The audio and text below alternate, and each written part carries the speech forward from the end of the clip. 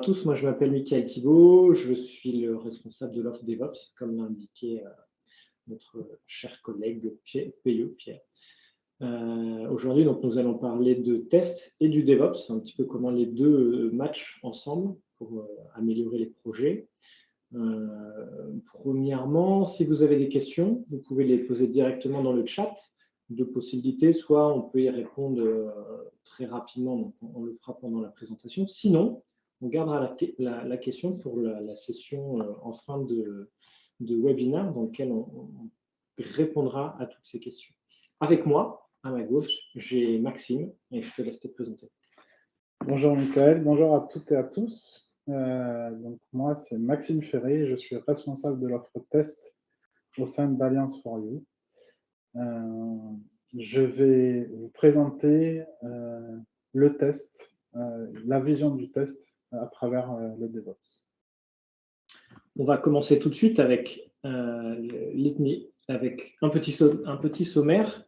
Donc aujourd'hui, rapide présentation de DevOps. Je rappelle, le scope, ce n'est pas tout le DevOps, c'est vraiment orienté test. Les DevOps, c'est très large. Donc aujourd'hui, on se focalise et on se met le regard sous le prisme du test. On fera un bref historique sur d'où vient le test, toutes les méthodologies associées au test. On fera le parallèle avec du DevOps. Et ensuite, on passera une bonne partie du webinaire à expliquer le test en continu, le rapport avec le DevOps. Est-ce que ça implique au jour le jour pour les personnes qui interviennent sur un projet? Et comme je l'indiquais tout à l'heure, en quatrième, on aura la fameuse session questions-réponses.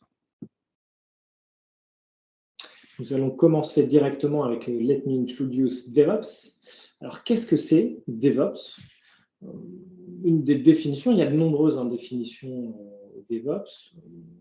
Qui est relativement simple à garder à l'esprit, c'est que c'est une convergence de nombreuses pratiques visant à améliorer la production logicielle. À gauche, on voit une illustration. Le principe, c'est de voir qu'effectivement, c'est pas né du jour au lendemain. DevOps n'a pas forcément réinventé des choses, mais réutilise et met ensemble de nombreuses pratiques qui vont permettre d'améliorer la production logicielle. Ça commence dans les années 60 à 80 avec des méthodologies qu'on connaît qui sont le Lean et le CMMI. Le Lean, ça vient de Toyota, c'était ce qui était utilisé pour produire des voitures et les Japonais essayaient de faire en sorte d'éliminer ce qui n'avait pas de valeur ajoutée et de garder ce qui était maigre, c'est la traduction de Lean en anglais.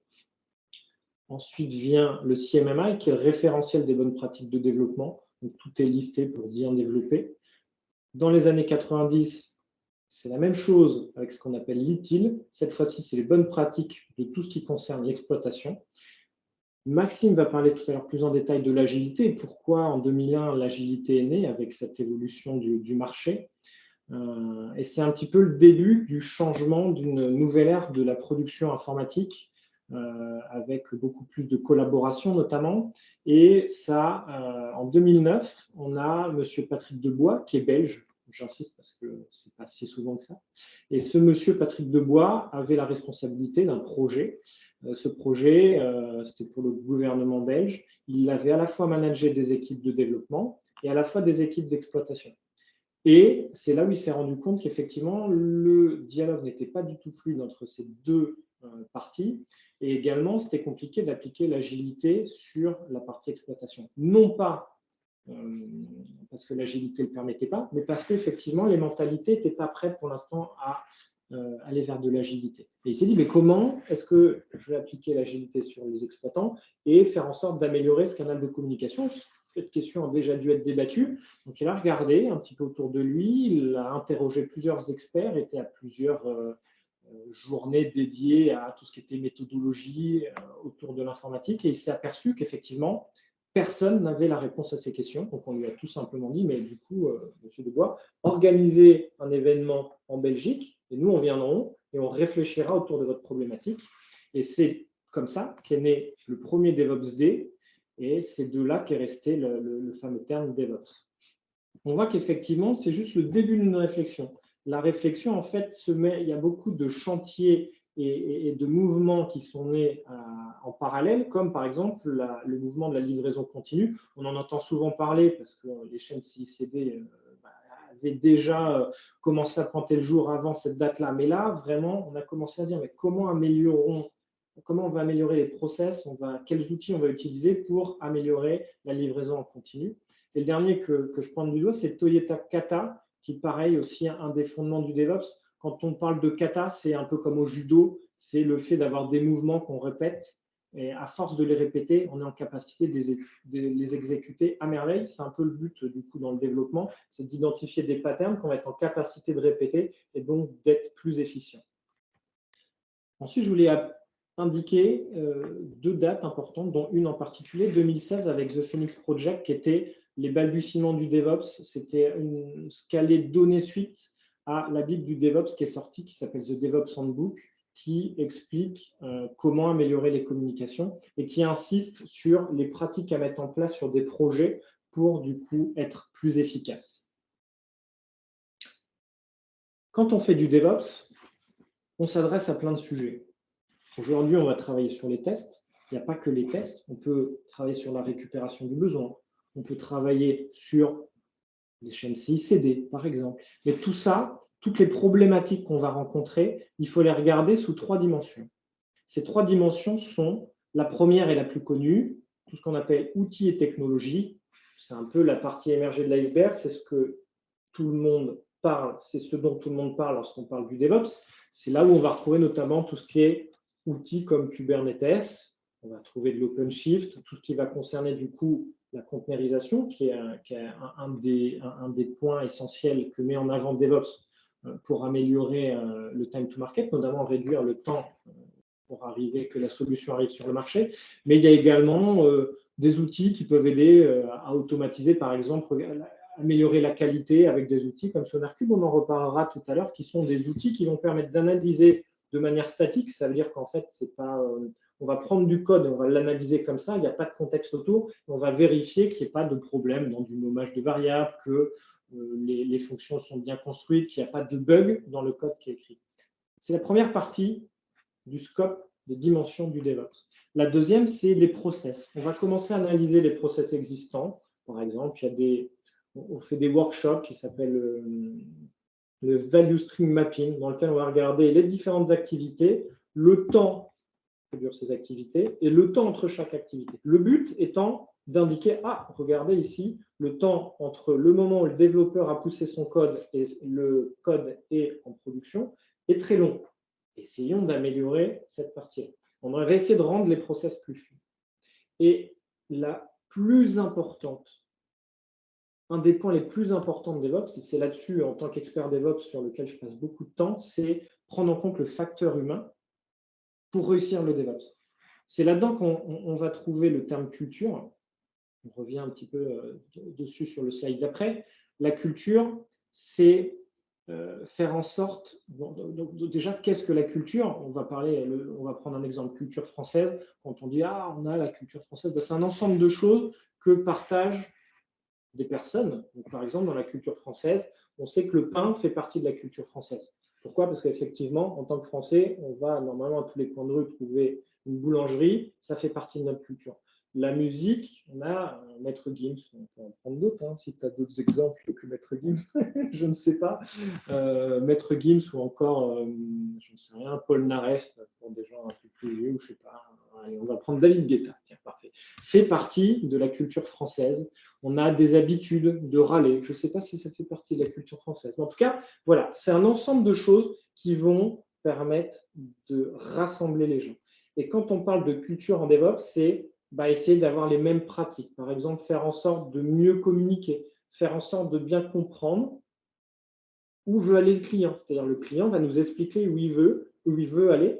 Et grâce à ça, on va pouvoir emprunter tous le même chemin. Voilà, c'est vraiment un des facteurs très importants, et notamment la communication. Il y a beaucoup de projets sur lesquels aujourd'hui on intervient en tant qu'expert DevOps parce qu'il y a des problèmes de communication. Le métier n'arrive plus à parler aux équipes de développement parce qu'il y a eu plusieurs, c'est empirique, il y a eu plusieurs facteurs qui ont fait qu'aujourd'hui la communication est rompue. On les aide à réouvrir, réaméliorer cette communication.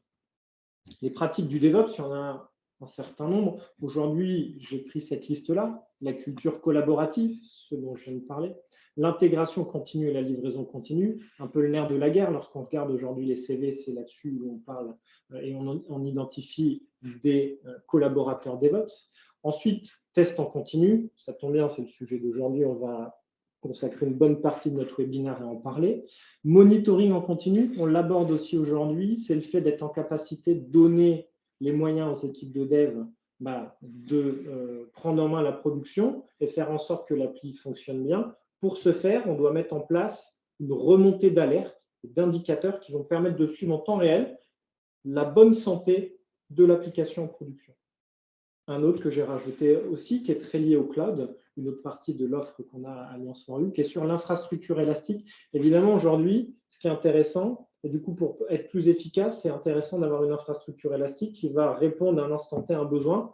Personne n'utilise, pas de serveur. Beaucoup de personnes utilisent, beaucoup de serveurs. C'est aussi simple que ça. On va passer un petit peu d'histoire et je vais donner la main à mon consoeur, ça fait bien consoeur, je pense. Maxime, à toi. Merci. Donc, je vais vous présenter un rapide historique du test au travers des différentes méthodologies que l'on peut connaître. Évidemment, la plus connue, c'est le cycle en V. Donc, c'est une méthodologie qui est héritée du modèle en cascade. C'est une méthodologie qui est encore très utilisée dans des domaines comme la santé ou le spatial, des domaines où on n'a pas besoin d'avoir un produit terminé très rapidement. Cette méthodologie est très séquentielle, très linéaire, et donc il y a une absence de souplesse qui ne permet pas justement ce time to market très court. Et c'est à partir de ce constat-là et des demandes forcément du marché d'avoir un time to market beaucoup plus réduit que l'agilité a fait son apparition.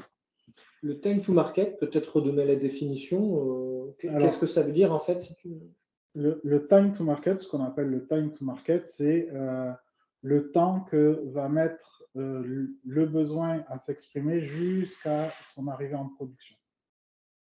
Et ce temps-là, le but pour le marché, c'est de le réduire au maximum. C'est ce qu'a voulu faire l'agilité. Par contre,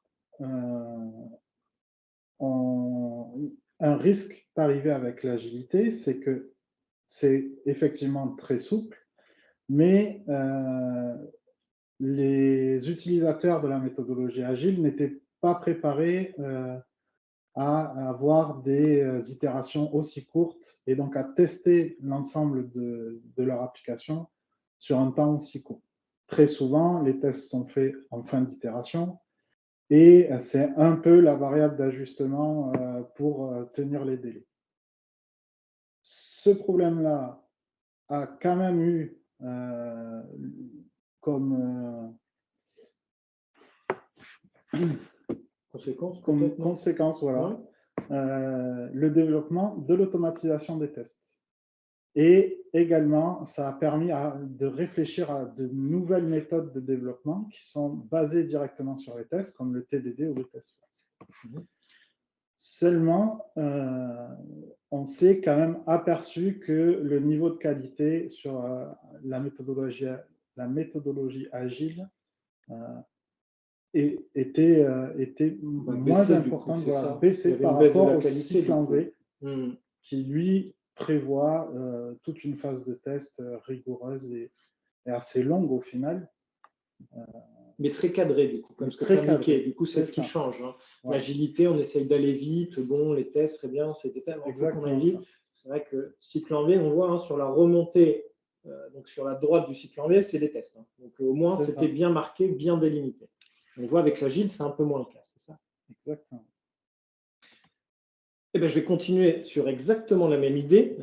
Avec, on l'a nommé avec Maxime, les tests, ces oubliés, ces incompris. Parce qu'effectivement, c'était un petit peu les oubliés du passage à l'agilité. Ce qu'il faut comprendre, c'est que Agilité 2001 jusqu'en 2015, eh ben, c'est une nouvelle façon de penser. Hein. C'est comme si aujourd'hui, on venait vous dire, il faut conduire les voitures, mais on vous enlève les pédales et on vous enlève le volant, on vous donne une manette de PlayStation. Pas simple. Il faut du temps pour assimiler ces nouvelles choses. Donc, on voit que ça a pris du temps et la conséquence, c'est que les développeurs sont focalisés sur la mise en place de l'agilité, notamment la mise en place des cérémonies, des choses comme ça. Et surtout, le changement, aujourd'hui, on a des sprints qui sont courts, la cadence est rapide. Et comme exactement, je vais appuyer ce que tu disais tout à l'heure, on a une variable d'ajustement qui sont les tests. Ça veut dire quoi? Ça veut dire qu'effectivement, on donne une tâche, une user story en agilité. On donne cette user story à développer au développeur en 2 semaines. Le développeur fait tout son possible, pas de bol, il met 2 semaines à développer, et ben, il n'aura pas fait de test. Et c'est souvent ce qui arrive en fait sur les projets. Les développeurs, quand ils prennent plus de temps qu'initialement prévu, et ben, c'est au détriment de la qualité et au détriment du test. Ce qu'il faut retenir, c'est que ce n'est pas de la faute de l'agilité. L'agilité, dès le départ, elle avait donné toutes les bonnes règles pour tester, et notamment à partir du schéma qu'on voit à droite, qui s'appelle Agile Quadrant, qui indique un peu tous les types de tests qui sont intéressants à faire sur un projet avec l'agilité. 2009, et en tout cas avec le courant DevOps, en fait, ce qui se passe, c'est que effectivement, on avait lancé la machine pour accélérer avec l'agilité. Aujourd'hui, on a une bonne vitesse de croisière et on est obligé. Le marché est ultra concurrentiel. Si on ne s'adapte pas, on est mort. Ce n'est pas plus compliqué que ça. Le time to market, il y a encore plus de pression sur le time to market. Donc aujourd'hui, il faut délivrer, il faut délivrer, il faut délivrer. Sauf que on ne peut pas délivrer sans qualité. Et la seule manière d'avoir un produit de qualité, c'est de faire des tests. Et donc, les premières expérimentations DevOps, on se rend compte qu'il y a des problèmes de qualité. Et très rapidement, les tests reviennent sur le devant de la scène. Et c'est pour ça qu'aujourd'hui, de plus en plus de nos clients, de plus en plus des projets remettent de l'argent sur les tests en se disant, c'est grâce aux tests qu'on va améliorer notre qualité. Et je peux te redonner la parole. Et comment améliorer du coup cette qualité dans le cycle DevOps? C'est très simple, c'est en faisant du test continu. Qu'est-ce que c'est le test en continu? C'est ne pas attendre la livraison finale du produit pour commencer à le tester. C'est vraiment tester sur toutes les phases de l'Infini DevOps. À chacune des phases, on va voir dans la suite qu'on peut ou préparer des phases de test, ou monitorer les résultats, ou développer, exécuter. Il y a toujours une activité de test à faire, quelle que soit la phase dans laquelle on est au niveau du DevOps. Je prends juste quelques petites secondes pour expliquer un peu ce que c'est l'Infini DevOps, parce que je pense qu'il y a une partie de notre audience qui ne sait pas ce que c'est. On voit cet infini, en fait, montre que c'est infini. On a les phases du DevOps qui vont de l'expression de besoin, qui sont la partie plane, jusqu'à la mise en production, donc qui va être deploy, operate, et monitor, celle de la supervision. Et donc, on voit que c'est un cercle infini. Donc, en permanence, notre logiciel va évoluer comme ça. Le cycle de vie du logiciel va, tiens, on planifie une nouvelle fonctionnalité, elle est mise en production, on regarde ce qui se passe, on replanifie une nouvelle fonctionnalité. C'est comme ça que ça fonctionne. Et aujourd'hui, on va s'attacher à regarder sur chacune de ces phases l'apport du DevOps et surtout l'apport, les changements que le DevOps a apportés dans le travail de tout le monde au quotidien, et notamment au travers du prisme des tests. Et je vais redonner la parole à Maxime sur la première partie, la première phase, qui est la phase d'identification et d'expression du besoin. Quel va être l'apport du test? Alors, enfin, du DevOps sur le test. Comme son nom l'indique, cette phase-là, c'est pour les tests aussi une phase de planification. C'est à ce moment-là qu'on va établir sa stratégie de test, et notamment une stratégie de test qui peut être basée sur le calcul de risque, comme notre offre Shield le propose.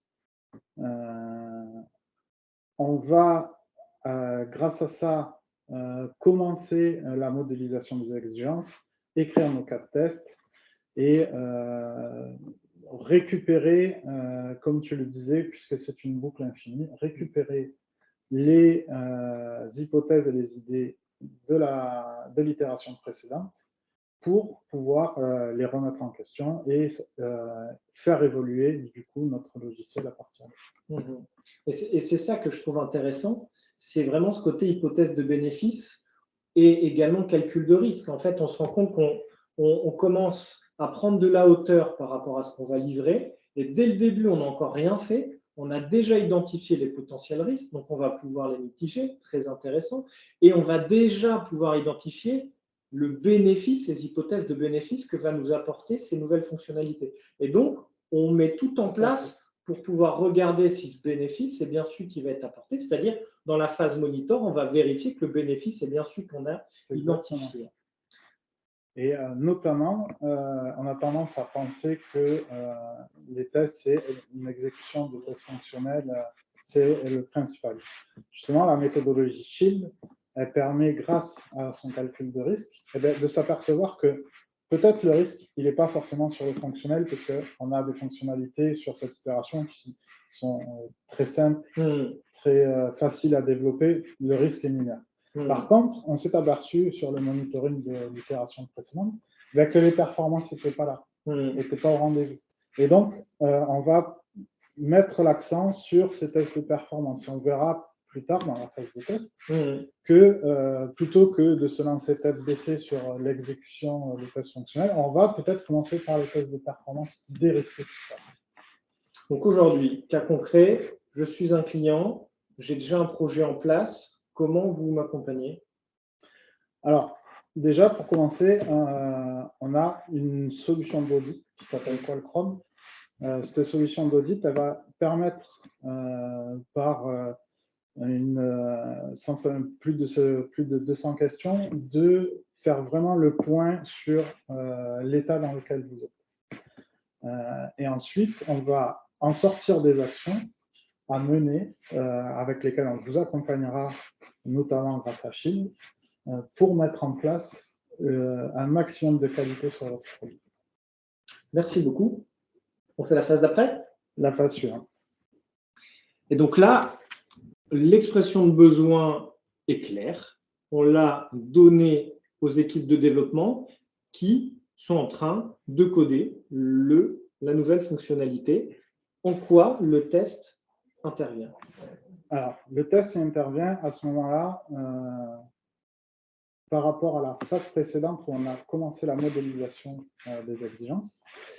Il y a différentes méthodologies justement de développement qui ont été mises en place grâce à cette modélisation d'exigences, qui est l'acceptance test driven ou le behavior driven development. En gros, ce sont deux méthodologies très similaires qui vont être mises en place à partir des exigences pour définir comment va être développée notre application. C'est aussi pendant cette phase-là qu'on va mettre en place tous les indicateurs pour nous permettre de monitorer par la suite le bénéfice que l'on veut mesurer.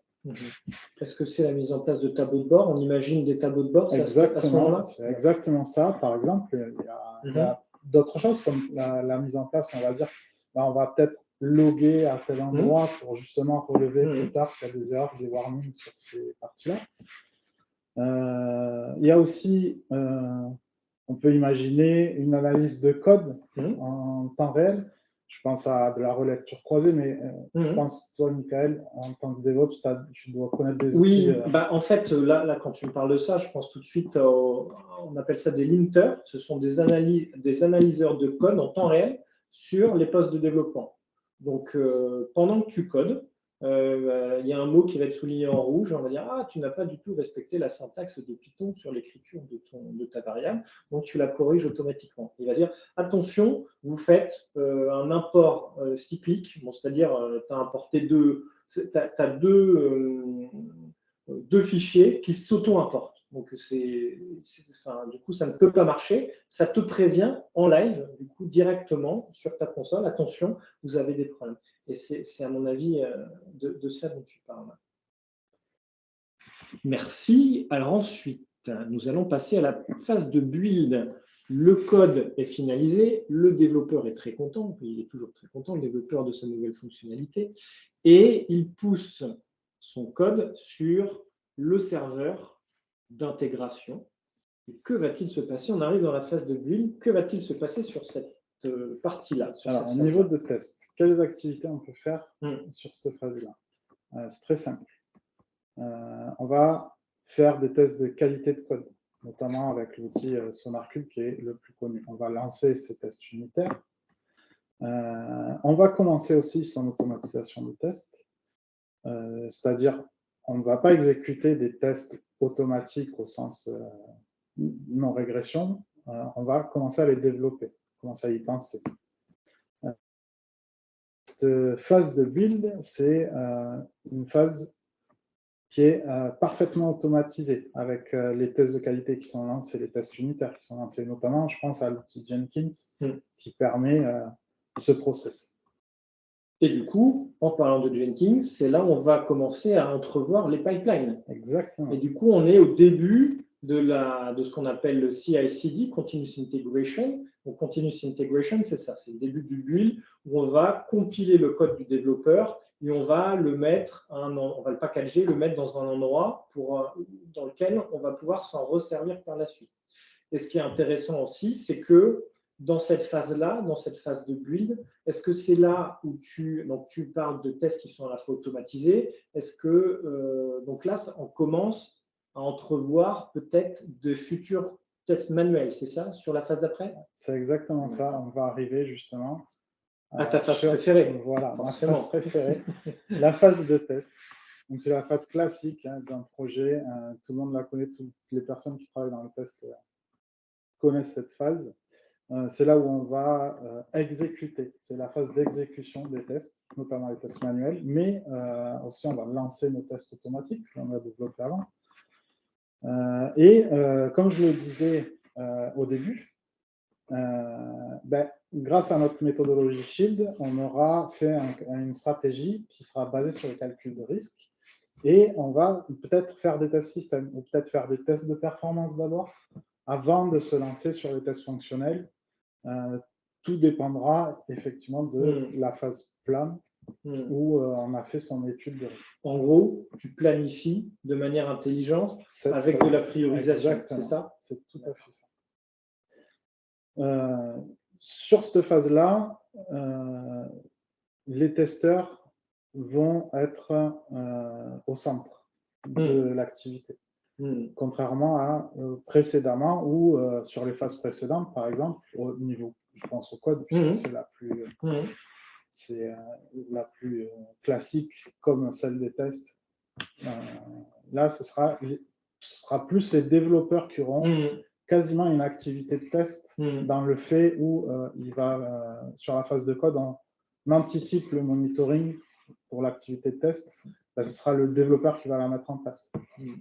Donc vraiment, là tu insistes vraiment sur le fait qu'aujourd'hui, tout le monde est acteur du test.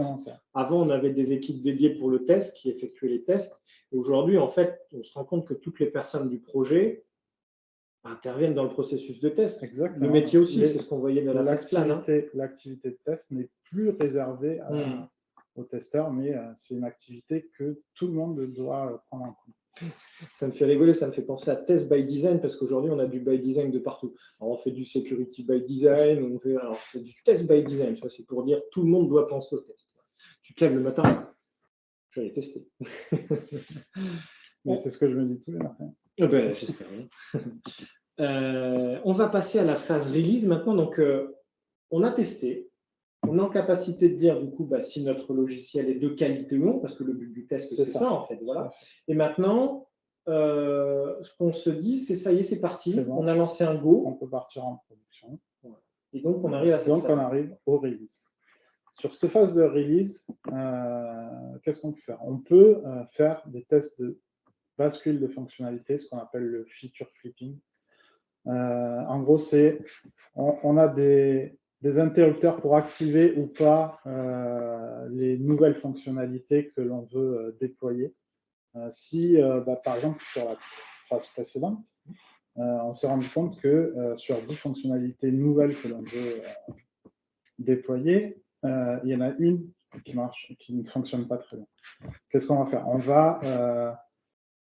On va déployer, enfin, mettre en release celle où on est sûr que tout fonctionne bien et garder peut-être pour tester encore un peu mieux la fonctionnalité qui posait problème. Et par un jeu d'interrupteurs, si on qualifie cette fonctionnalité, la rendre disponible aux utilisateurs.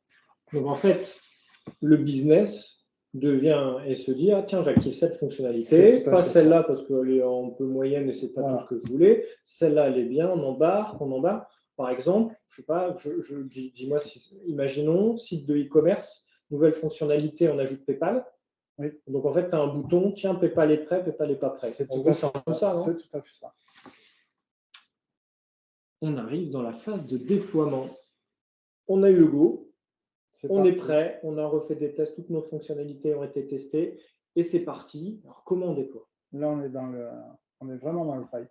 Oui. Le déploiement. Les activités de test sur cette phase-là, c'est un peu différent. On va avoir, par exemple, ce qui est écrit, c'est qu'on peut utiliser le Blue-Green Deployment. Qu'est-ce que c'est le Blue-Green Deployment? C'est avoir par exemple, on va avoir deux pages web avec une version N-1 qui est blue et la version N qui est la version green. On va ouvrir à très peu d'utilisateurs la version green et voir si tout fonctionne comme on cherche à ce que cela fonctionne. Et le gros des utilisateurs reste sur l'ancienne version, où là, on l'a déjà qualifié précédemment, donc on sait que ça fonctionne. Une fois que l'on qualifie cette page web dans un environnement qui est très proche de la prod, on va petit à petit basculer les utilisateurs sur la version N, donc la version green, et supprimer la version.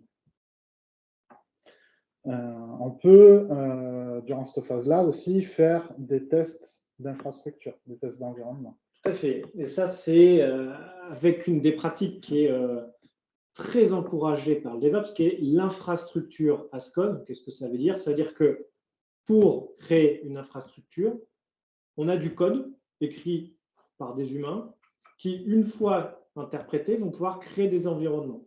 Alors, c'est très agréable, il y a des outils qui permettent de faire ça automatiquement. Et donc là, derrière, on entrevoit tout ce qui est containerisation, Docker, Kubernetes, des choses comme ça. Et on a des outils, lorsqu'on va créer les environnements, qui vont pouvoir vérifier si ces environnements fonctionnent bien. C'est-à-dire, on va créer un environnement qui va, par exemple, la recette, qui va contenir plein de petits conteneurs qui vont constituer notre application. Et bien, tous ces petits conteneurs, on va être en capacité de savoir s'ils sont bien installés avec des outils, on peut en citer d'autres, Puppet, Chef, qui vont permettre de savoir si notre conteneur a bien été instancié avec notre application à l'intérieur. Passons maintenant à la production. Le Graal, la production, ça y est, on est enfin en production. Et les tests, est-ce qu'ils s'arrêtent? Eh bien, pas du tout. Les tests ne s'arrêtent pas parce que le produit est en production. Au contraire, il ne faut pas avoir peur de tester en production. Les tests en production apportent un plus, et notamment avec ce qu'on appelle A/B testing, c'est-à-dire qu'on va avoir deux versions d'une même page web, et aléatoirement, on va présenter aux utilisateurs une des deux versions. Et on peut, à ce moment-là, du coup, mesurer est-ce que l'utilisateur trouve cette page plus fluide? Est-ce que la page se charge plus facilement? Est-ce que l'une ou l'autre est utilisable plus rapidement? Est-ce que les informations sur la page sont disposées de façon à ce que l'utilisateur trouve le plus rapidement possible l'info qu'il cherche? Ce genre de choses. Et ce que je trouve vraiment intéressant, c'est qu'on se rend compte qu'on a un nouvel acteur qui rentre avec nous, qu'on n'avait pas identifié, qui s'appelle l'utilisateur final. Et oui, parce que l'utilisateur final va être également une des personnes qui va tester que notre application rend bien la fonctionnalité pour laquelle elle a été du coup, développée. C'est ça qui est très intéressant avec toutes ces ces nouvelles manières de procéder. Par contre, ça implique quelque chose, et ça va nous permettre de faire la transition avec la phase monitor.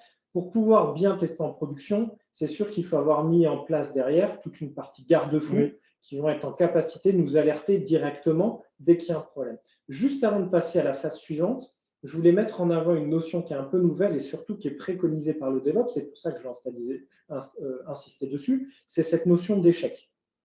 La notion d'échec, en fait, DevOps indique l'échec, c'est normal. Alors, ce n'est pas normal en France. C'est-à-dire, c'est une nouvelle manière de penser. Si tu as un échec en production, c'est que tu es nul. Non, DevOps dit non, non, non. Si vous avez des échecs en production, c'est que vous avez travaillé. Par contre, il faut absolument être en capacité d'y remédier rapidement. J'explique, c'est très simple. Vous allez sur Amazon, au moment de payer, si vous avez une page d'erreur qui dit attention, erreur technique, bon, on est un peu énervé, c'est pas grave. Tu reviens en arrière et tu retestes ta fonctionnalité de paiement. Si elle fonctionne, là, le client il est quand même content, même s'il a eu un échec. C'est ça, en fait, cette notion d'échec. Ça ne veut pas dire, ah non, je foire tout le temps. Non, non, non, non. C'est-à-dire, on est en capacité de détecter cet échec, de corriger rapidement, d'apprendre des conséquences de notre échec. Et c'est ça qui est mis en avant avec le DevOps. Et on voit tout de suite, du coup, le rapport avec le test, où maintenant, on s'autorise même à tester en production, même à avoir quelques erreurs en production. Par contre, il faut monitorer. Voilà. Donc, monitorer, c'est comme tu l'as dit, on va suivre le comportement des utilisateurs finaux. On va, notamment dans la phase de code et de planification, on aura décidé de ce qu'on va vouloir mesurer avec des dashboards, avec des outils, peu importe. L'important, c'est que l'on mesure le comportement des utilisateurs. On peut également scanner les systèmes. Je parlais tout à l'heure dans la partie code de mettre des logs à certains endroits. C'est justement ici que l'on va pouvoir mesurer si on remonte des logs d'erreur ou de warning sur le système quand il est utilisé en production. Et tout ceci va nous permettre de réfléchir aux améliorations du système pour le cycle suivant. Ça me fait même penser aujourd'hui à des outils comme Splunk qui peuvent faire de la maintenance préventive. C'est-à-dire, on va analyser les scénarios qui vont se succéder, enfin les événements qui vont succéder à une erreur. On va pouvoir se dire, tiens, on a déjà remarqué que cet événement, plus cet événement, plus cet événement, ça donne une erreur. Dès que les deux premiers sont arrivés, on peut déjà corriger l'erreur avant qu'elle arrive. Ça, je trouve ça vraiment fort. Vraiment fort. Donc voilà, pour finir, la conclusion, c'est que le test en continu, c'est l'affaire de tous, comme on l'a dit. En repassant chacune de ces phases, il n'y a pas que les testeurs qui interviennent sur de l'activité de test, mais le business, le métier, les développeurs et même les utilisateurs finaux. Merci beaucoup. J'espère que ce webinaire vous a plu, que vous avez appris des choses, que vous faites maintenant beaucoup plus le parallèle entre DevOps, le test, ce que ça apporte, que vous connaissez l'infini DevOps et que n'hésitez pas à revenir vers nous si vous avez besoin d'accompagnement, besoin d'éclaircissement. Et nous allons maintenant passer au jeu des questions-réponses. Alors, n'hésitez pas à mettre les questions dans le chat.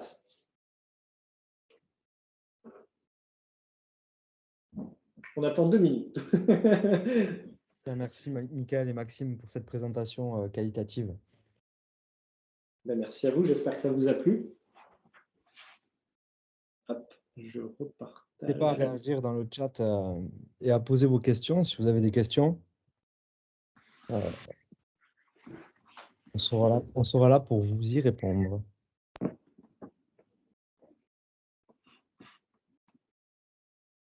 Vas-y Sabine.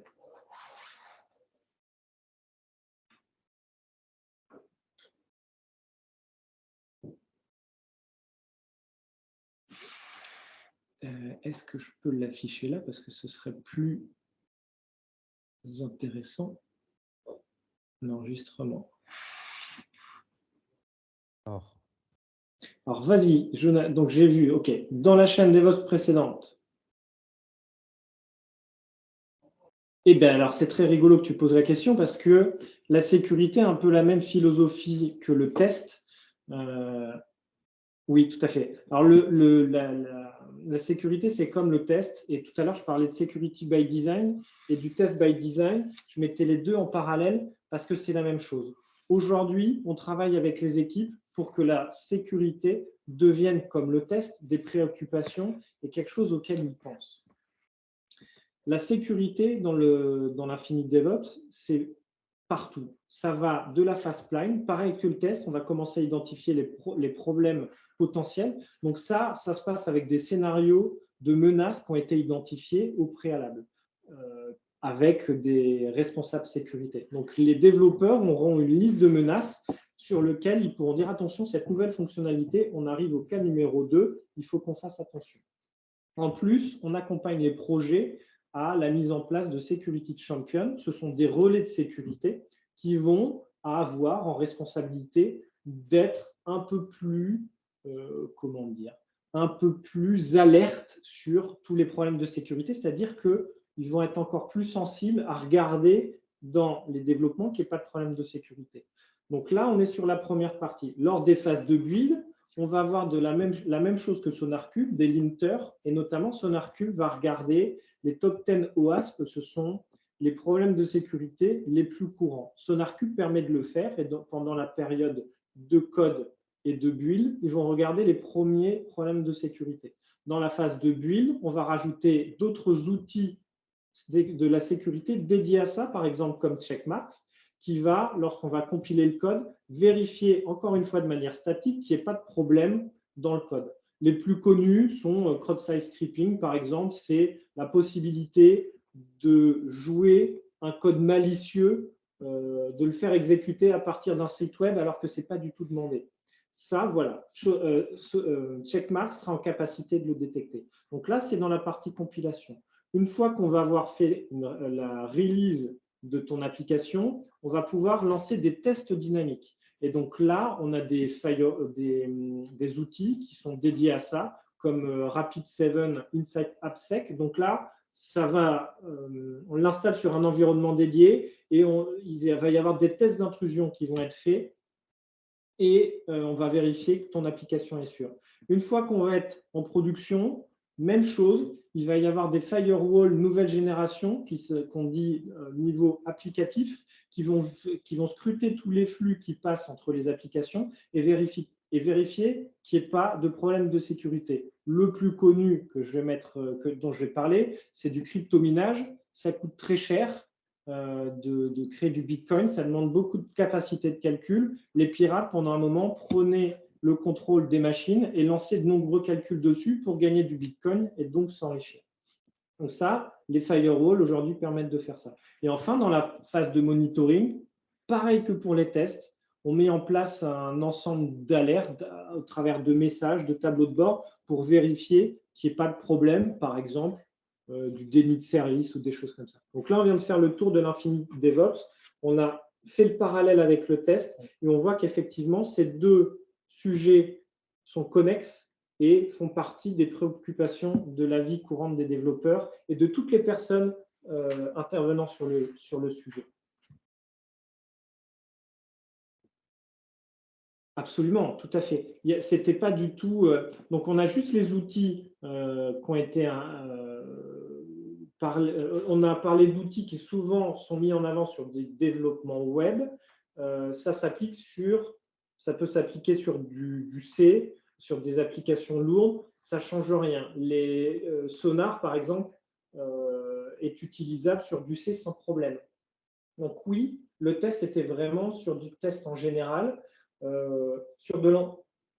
Tu parlais de développement web, sur de l'embarqué, on a une philosophie à peu près identique. Là, tu auras, par exemple, pour la collecte des logs, tu auras besoin d'outils de centralisation des logs, mais en tout cas, le discours reste le même. Ce sont les outils qu'on met en place qui vont changer un petit peu.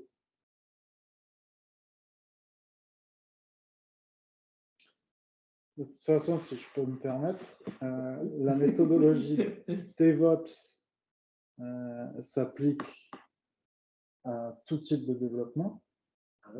Et les tests, on en fait dans tout type de développement. Donc, ça, de par le fait, ce n'est pas réservé au développement. Tout à fait. Et aujourd'hui, il peut y avoir des répercussions énormes de problèmes de tests.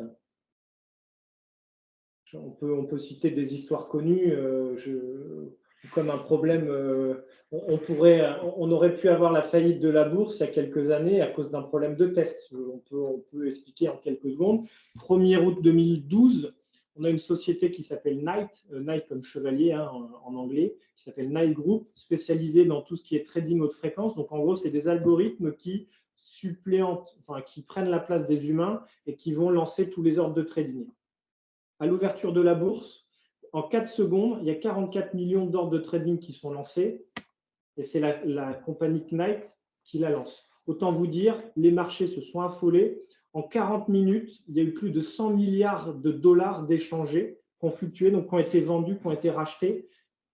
Ce qui a eu pour conséquence, ils ont fermé la bourse directement. Ils ont coupé les serveurs jusqu'à comprendre ce qui se passait. Et il s'avère que la société Knight avait raté quelque chose. Et donc, la société Knight, suite à ça, a déposé le bilan. Ils ont perdu 400 millions de dollars. Suite à ça, ils ont déposé le bilan et ils se sont tapés une amende de 13 millions de dollars. Je vais vous expliquer, c'est très simple pourquoi ils se sont trompés. Il y a eu 3 erreurs. La première, ils ont réutilisé un flag. Tiens, ça tombe bien, on parlait de feature flipping. Ça veut dire qu'ils utilisaient le feature flipping. Et le flag, ils l'ont réutilisé pour une feature qui disait « Je suis en mode debug, je ne suis pas en mode debug ». En tout cas, c'est plutôt « Je suis sur un serveur de recette ou je suis en production ». Ils l'ont utilisé pour dire « J'ai créé une nouvelle fonctionnalité ». D'accord. Deuxièmement, il y avait du code mort. Oui, effectivement, cette balise, ce flag n'aurait pas dû rester, il n'aurait pas dû être réutilisé.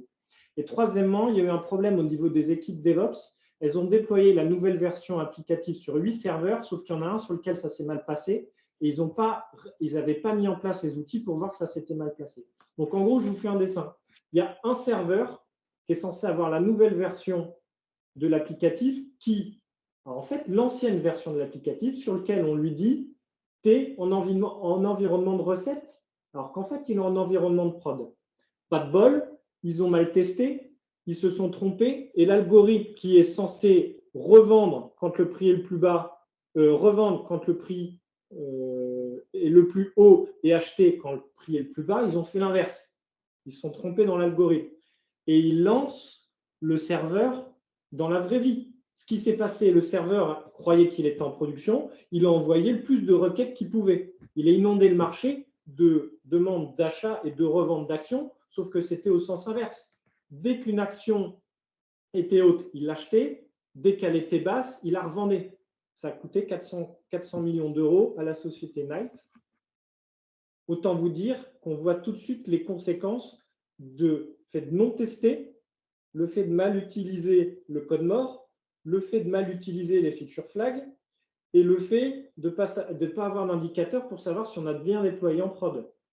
Il faut savoir qu'heureusement qu'ils ont coupé la bourse assez vite, parce qu'on serait peut-être au chômage aujourd'hui suite à ce qui s'est passé en 2012, parce que les cracks boursiers, ça commence comme ça. Voilà, c'était un petit exemple pour montrer vraiment l'importance des tests aujourd'hui dans notre société et que peu importe qu'on soit sur un petit projet ou un gros projet, quand on dit aujourd'hui, je n'ai pas eu le temps de bien faire des tests, je dois mettre en production, votre devoir, c'est de dire non. Nous devons tester, les tests, c'est important. J'espère que ce webinaire aura permis de faire évoluer les mentalités en ce sens. Pour ta question, Lewis, avoir des équipes indépendantes ou intégrées, on a vu que le DevOps, c'est pour le test en continu, à l'heure actuelle, c'était tout le monde qui était impliqué. Et pour ça, il faut avoir, en tout cas au niveau des équipes de test comme on les connaît à l'heure actuelle, il faut avoir un élargissement de ses compétences. Parce qu'il faut être capable d'intervenir sur les différentes phases. Donc, je ne pense pas qu'une équipe de test indépendante sur un cycle DevOps, pour moi, ça n'apportera rien. Ça n'a même pas de sens. Voilà. C'est simple, la réponse est non. On essaie aujourd'hui de faire en sorte d'avoir des équipes agiles, multicompétentes, et qui peuvent répondre à toutes les questions et répondre à toutes les problématiques quotidiennes. Les tests et la sécurité sont des problématiques quotidiennes. Et donc, non, aujourd'hui, on a des équipes tests, métiers, développement, UX, UI, exploitants, tout le monde dans la même équipe, sachant que c'est multicompétences, parce que les équipes agiles ne doivent pas dépasser 8 personnes. Et aujourd'hui, on va même plus loin, c'est-à-dire on essaie de faire ce qu'on appelle des feature teams, c'est-à-dire des équipes qui sont orientées autour d'une fonctionnalité, autour d'un pan applicatif d'une application, et de les rendre indépendants. Et c'est ce qui est le plus efficace aujourd'hui. C'est, à comparaison, en fait, l'autre type d'équipe qu'on retrouve aujourd'hui, c'est des component teams, donc des équipes qui créent des composants qui vont pouvoir être utilisés. Et donc ça marche moins bien parce qu'en gros, lorsqu'on va développer une nouvelle fonctionnalité, on va avoir besoin de plusieurs composants, on va avoir besoin de faire évoluer plusieurs composants en parallèle, on va donc créer des dépendances entre plusieurs équipes et ça devient un cauchemar. Donc aujourd'hui, on essaie de faire en sorte d'avoir des petites équipes autonomes qui travaillent sur des fonctionnalités bien distinctes dans un périmètre qui est très délimité. Et là, on atteint le Graal. Il y a d'autres problèmes après, hein. Mais déjà, quand on a ça, c'est pas mal. Et imaginez à grande échelle ce que ça donne. Sur des petites équipes, c'est facile. Sur des trains secs de 200 personnes, c'est-à-dire il y a plusieurs trains même, c'est encore plus compliqué. Mais c'est notre travail de tous les jours. Voilà. Et bien, écoutez, on arrive au terme de ce webinaire. Merci, hein, c'est très agréable. Ce fut très agréable pour moi. Pour moi aussi. Merci à vous deux. N'hésitez pas à reposer des questions par la suite sur le chat. N'hésitez pas à envoyer un petit mail à Maxime si vous avez des questions supplémentaires. Regardez, je remets son email en grand. Hop, et je repartage l'écran. Je crois que je n'ai pas repartagé l'écran. Dans tous les cas, je vais le remettre dans le chat. Je vais mettre le mail de Maxime dans le chat. Voilà, en tout cas, merci beaucoup d'avoir participé à ce deuxième webinaire d'Alliance for You. C'était un plaisir. Merci à Maxime et à Michael d'être intervenu sur le sujet du test et du DevOps. En tout cas, merci infiniment aux participants. Je vous mets le petit mail de Maxime dans le chat et un replay sera bientôt disponible. Voilà. À très vite. Merci, bonne fin de journée à tous.